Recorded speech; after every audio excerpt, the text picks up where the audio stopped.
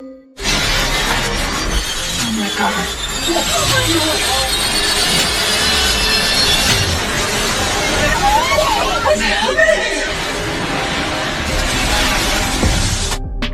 सोचिए कैसा होगा अगर हमारी अर्थ में एलियंस घुस जाए और सब कुछ डिस्ट्रॉय करने लगे और आर्मी आकर आपको लड़ाई करने के लिए बोले।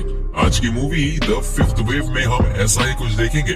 मूवी की शुरुआत में हम एक लड़की को देखते हैं जिसके हाथ में राइफल है। लड़की का नाम कैसी है।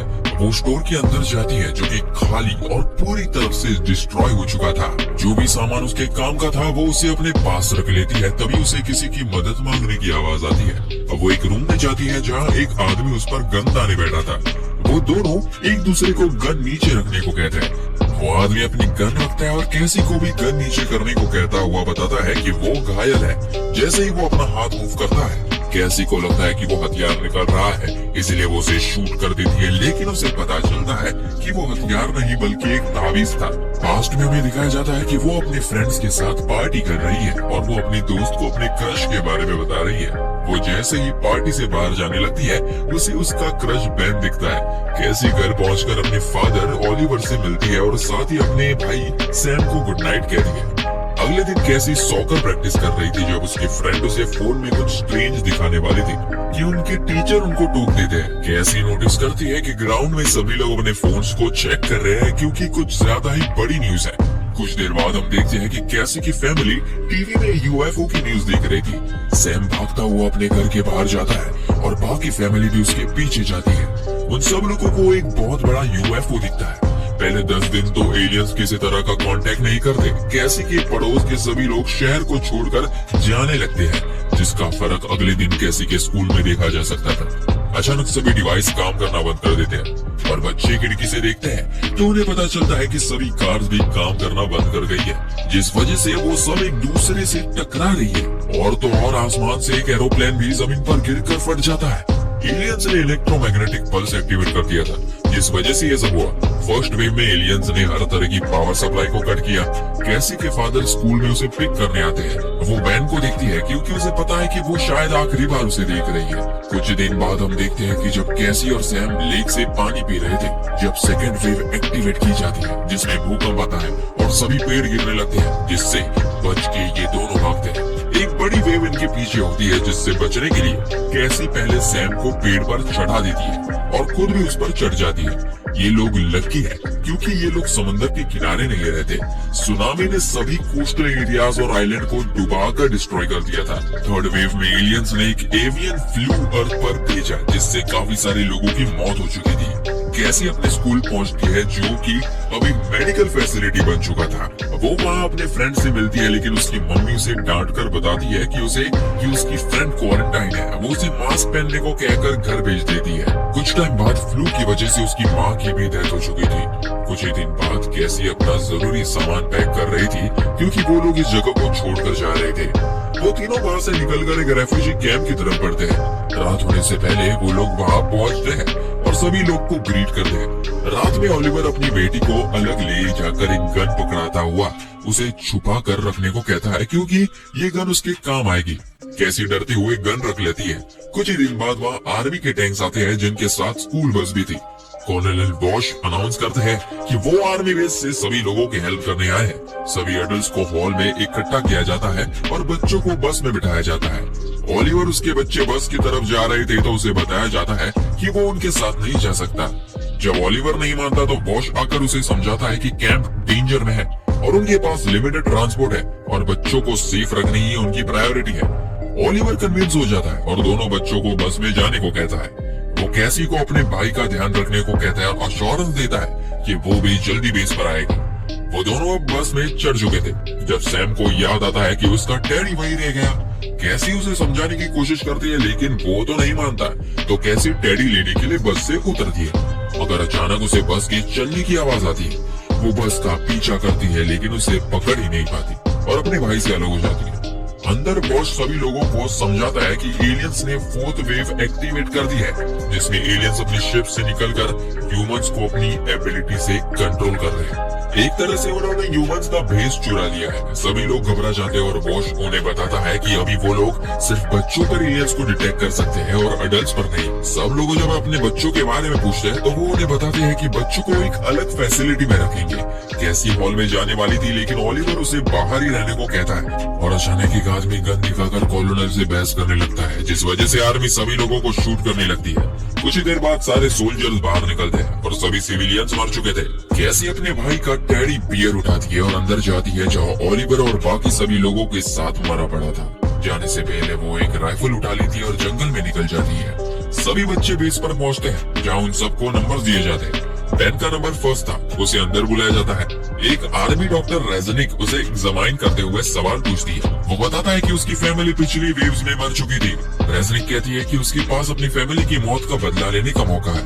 वो बाकी बच्चों के साथ एलियन से लड़ने में उनकी हेल्प करेगा। वो उसकी गर्दन में ट्रैकर इंजेक्ट करती है। बेन जब पूछता है कि वो एलियंस से कैसे लड़ेंगे, जब उन्हें उनके बारे में पता ही नहीं। रेजनिक उसे डेमो लेने के लिए दूसरे रूम में लाती है, किस तरह से वो उन्हें डिटेक्ट कर सकते हैं। वो उसे एक लड़की को दिखाती है जिसके सिर पर वायर्स अटैच हो रखी है। बेन को एक स्पेशल वाइजर दिया जाता है जिससे वो एलियन को देख सकता है। ये एक ऐसा पैरासाइट है जो ह्यूमन के दिमाग में इन्फेक्ट करता है और फिर उसे कंट्रोल करता है। उससे ब्रेन से निकलने का कोई तरीका नहीं है, इसलिए उन्हें खत्म करने के लिए ह्यूमन को ही मारना पड़ेगा। वो उस लड़के को मारने के लिए स्विच देती है, जिसे दबाने से पहले बेन हेजिटेट करता है, लेकिन आखिर में उसे मार देता है और इसी के साथ रेजनिक उसे इस लड़ाई में वेलकम करती है। दूसरी तरफ कैसी को देखते हैं जो जंगल में छुप रखी थी। वो अब किसी पर भरोसा नहीं कर सकती। इस समय उसका ऑब्जेक्टिव बेस पर जाकर अपने भाई को ढूंढना है। एक बहुत लंबी जर्नी के बाद उसके पास पानी खत्म हो जाता है और उसे वो ही स्टोर दिखता है जो हमने मूवी की स्टार्टिंग में देखा था। उस रात कैसी अपने भाई का टेडी लिए सोती है। अगली सुबह जब वो हाईवे पर जाती है तो वहाँ ढेर सारी कार्स इधर उधर पड़ी हुई थी और हर जगह डेड बॉडीज फैली हुई थी। कैसी को पता चलता है कि ये सब लोग कुछ ही देर पहले ही मरे हैं। कैसी को एक एलियन ड्रोन दिखता है जो उसके पैर पर शूट करता है। वो बचने के लिए ट्रक के नीचे छुप जाती है। जब उसे अपने भाई का ध्यान आता है तो वो उल्टा शूट करने का डिसाइड करती है, लेकिन वो बेहोश हो जाती है। इसी तरफ वो वॉश सभी बच्चों को एलियन से लड़ने के लिए रेडी कर रहा था। वो उन्हें बताता है कि एलियंस अपना final attack fifth wave plan कर रहे हैं। अगर एलियन सक्सेसफुल हो गए तो इंसान बिल्कुल नहीं बचेंगे। सभी बच्चे सोचते हैं कि हम कैसे एलियन से लड़ाई करेंगे और वॉश उन्हें कॉन्स्टेंटली बताता है कि वो ही सब ह्यूमैनिटी की आखिरी होप है। वॉश सभी से पूछता है कि क्या वो ये कर सकते हैं या नहीं। बेन और सैम को छोड़कर सभी लोग हाँ कहते हैं। कैसी की जब नींद खुलती है तो वो देखती है कि उसके घाव पर पट्टी लगी रखी है। उसे किसी के आने की आवाज आती है तो वो जल्दी से सोने का नाटक करती है। अगले दिन कैसी अपने हाथ से नीडल निकालने लगती है और अपनी गन ढूंढती हुई गिर जाती है, क्योंकि उसका घाव अभी फ्रेश था। वो दोबारा किसी का आने की आवाज सुनती है और बेड में चली जाती है। वो आदमी कहता है कि वो जानता है कि वो उठी हुई है। इस लड़के का नाम है इवन। कैसी जब उससे पूछती है कि वो कहाँ है तो इवन उसे बताता है कि उसने कैसी को जब बेहोश देखा था तो उसे यहाँ ले आया। वो अपनी गन मांगती है, लेकिन इवन को वहाँ कोई गन नहीं मिली थी। जब इवन को पता चलता है कि कैसी ने अपने स्टिचेस काट दिए हैं तो उसे ठीक करने के लिए बाथरूम में लेकर जाता है। वो उसके घाव को सैनिटाइज करता हुआ बताता है कि उसे यहाँ एक हफ्ता हो चुका है। कैसी उससे पूछती है कि यहाँ से बेस कितनी दूर है। वो उससे पूछता है कि उसने ये बेस के बारे में क्यों पूछा, तो कैसी उसे अपने भाई के बारे में बताती है। वो उसे बताता है कि उसने कैसी को इसलिए बचाया क्योंकि उसने अपनी फैमिली को खो दिया और वो किसी ह्यूमन से इंटरेक्ट करना चाहता था। बेस में हम देखते हैं कि सभी बच्चे पोकर खेल रहे थे। उन्हें उनके न्यू रूल्स असाइन किए गए थे। वो किसी नए रिक्रूट की बात कर रहे थे जब रेजनिक एक लड़की को उन सबसे इंट्रोड्यूस करवाती है जिसका नाम रेंजर है। रेंजर अपना सामान रख के बेन से पूछती है कि क्या वो स्क्वाड का लीडर है। ये लड़की सब लोगों पर अपना दबदबा बनाने की कोशिश करती है जिससे वो उन सबको आसानी से धमका सके। उस तरफ कैसी बेस की तरफ जाने का रूट देख रही थी। इवान अपने यार्ड में था तो कैसी उसके रूम में जाती है जहाँ उसे एक सीक्रेट कंपार्टमेंट मिलता है। कैसी को वहाँ एक गन मिलती है जिसे वो अपने पास रख के वहाँ से भागने लगती है कि तभी वो एक ट्रैप में फंस जाती है। इवन उसे पकड़कर उसकी गन छीन लेता है और उसे चुपचाप रहने को कहता है। एक एलियन ड्रोन उनकी तलाश में उनके ऊपर से होता हुआ गुजरता है। वो वापस घर आते हैं जहाँ इवन उसे कहता है कि उसने कैसी को गन के बारे में इसलिए नहीं बताया क्योंकि उसे लगा कि वो भी एक एलियन है। कैसी कहती है कि उसे भी इवन के बारे में ऐसा ही लगा था। इवन उसे बताता है कि ये हंटर एक ऐसा एलियन है लोगों को ट्रैक करके लोगों को मार गिराता है। जब वो उसके भाई के बारे में बात करते हैं तो इवान कहता है कि मोस्ट प्रोबेबली उसका भाई मर चुका होगा। कैसी इस बात से डिसएग्री करती है और कहती है कि वो अपने भाई को ढूंढ ही लेगी। इवान उसे रूम में जाकर कहता है कि वो उसकी हेल्प करेगा। इधर बैन अब रिंगर का दोस्त बन चुका था। वो बैन को कहती है कि एलियंस आने से पहले वो इस दुनिया से खत्म होने के लिए रेडी थी। सब कुछ ठीक ठाक चल रहा था, लेकिन आर्मी ने उसे अपने बस में ले आई। बैन उसे कहता है कि आर्मी ने उन्हें बचाया था, जिस पर वो कहती है कि ये सिर्फ उनका यूज कर रहे हैं। कैसी और इवान बेस की तरफ बढ़ने लगते हैं। कैसी उससे कहती है कि वो उसे भी सिखाएगा कि किसी को डिसआर्म कैसे करते हैं। इवान उसे सिखाता है कि किस तरह किसी का हाथ से गन छीनी जाती है। कैसी ये ट्रिक सीख जाती है। बेस पर रेंजर स्क्वाड को शूट करना सिखा रही थी। वो उन्हें कुछ टिप्स देकर शूट करने के लिए कहती है। रजनी आकर बैन को कहती है कि कॉलोनल ने उसे बुलाया है। वॉश उसे इन्फॉर्म करता है कि किस तरह अलग अलग शहरों में अटैक हो रहे हैं। वो उसे हेलमेट दिखाते हुए बताता है कि इसके ऊपर वाइजर लगा है, जिससे वो एलियन को डिटेक्ट कर पाएंगे। वॉश उसकी स्क्वाड को फील्ड पर भेजने की बात करता है। कैसी सुबह उठकर देखती है कि इवान वहाँ पर नहीं है। वो इवान को ढूंढती हुई एक लेक के पास पहुँचती है, जहाँ इवान नहा रहा था। इवान उसे देख लेता है और कैसी वहाँ से भाग जाती है। इवान वापस आकर देखता है कि कैसी कुछ फोटोज देख रही थी। वो उसके बेस्ट फ्रेंड के बारे में पूछता है और फोटो में बैन को देखता है। फोटो में इवान को उसका भाई भी दिखता है, जिससे मिलने के लिए वो क्यूरियस है। वो दोनों वहाँ से निकलकर जंगल और फिर ट्रेन के ट्रैक से होते हुए जाते हैं। रात हो जाती है और उन्हें कार दिखती है, जिसके अंदर वो आज रात रुकने का प्लान करते हैं। उसी रात बैन और सैम, जो कि सो नहीं पा रहे थे, बात करने लगते हैं। सैम एक गाना गाने लगता है, जो कि उसकी बहन उसके लिए गाया करती थी। बैन भी उसके साथ गाने लगता है, जिससे वो पूरा स्क्वाड एनॉय फील करता है, लेकिन रेंजर नहीं। यहाँ इवान कैसी की पट्टी बदलता है। कैसी उसे किस करती हुई थैंक यू कहती है। अगली सुबह स्क्वाड को टेस्टिंग साइट के लिए हेलीकॉप्टर में बिठाया जाता है। रेंजर बैन से पूछती है कि सैम क्यों नहीं आया, जिस पर वो कहता है कि उसे फूड पॉइजनिंग है, लेकिन असल में उसने सैम को बाथरूम में बांध दिया था ताकि वो सेफ रहे। स्क्वाड लोकेशन पर पहुंचता है और एक ऑफिसर बैन से मिशन के बारे में पूछता है, जिस पर वो कहता है कि उनके दुश्मन को मार गिराना है।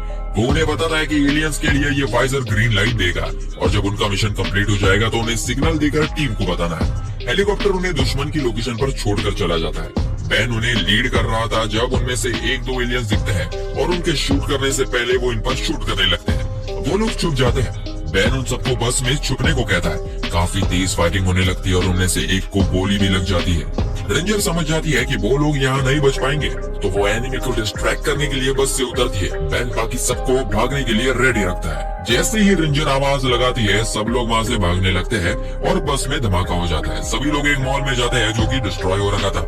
रेंजर अंदर जाती है और उसे शक होता है कि कुछ गड़बड़ जरूर है। ऐसा कैसे हो सकता है कि जो एलियंस भूकंप ला सकते हैं, वो बच्चों की आर्मी से डर गए।